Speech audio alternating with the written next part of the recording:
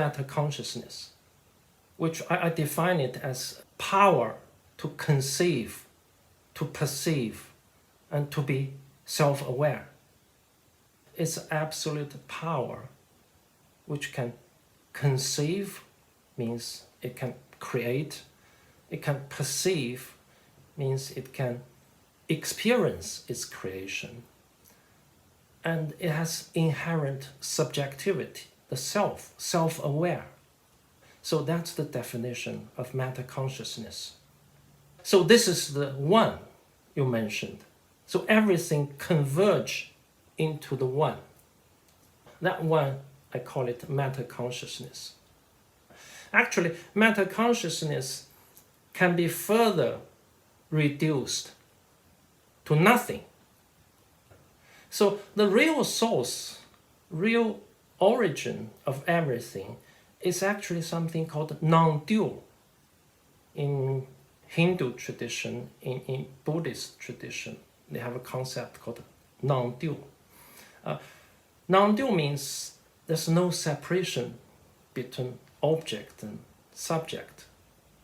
So there's no object-subject separation.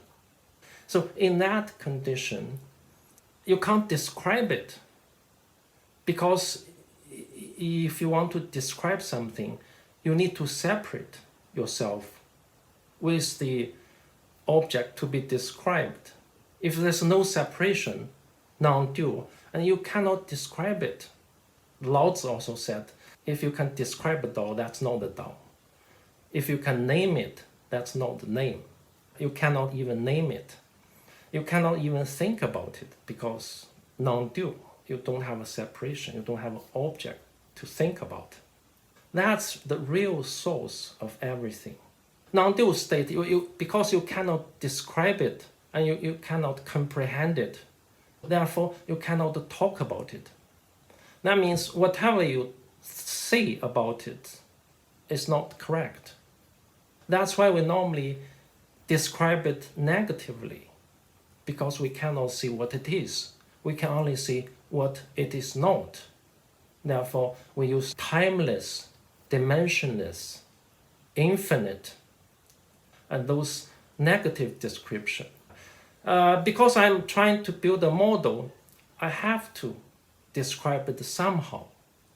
That's why I call it metaconsciousness, and I gave it a working definition.